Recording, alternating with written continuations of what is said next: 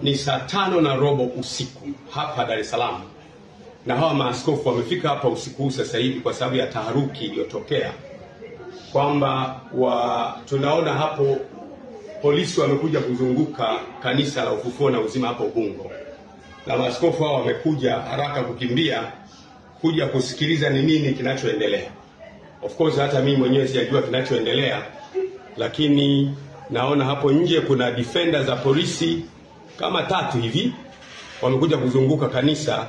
Hatujajua nini kinaendelea. Kwa hiyo tunataka maaskofu wenzetu wote na wachungaji wetu wote na waumini wetu wote mjue kwamba usiku huu saa 5 sasa hivi tarehe ngapi leo?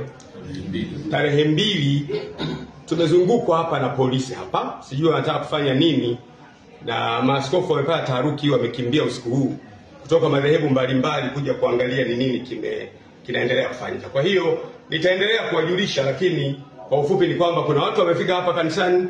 Tunaona defender, hatujajua ndio polisi au ndio watekaji wenyewe. Nafikiri ni polisi, tunaona ni gari za polisi, lakini tuendelee kuwasiliana, tutajulishana cha kufanya.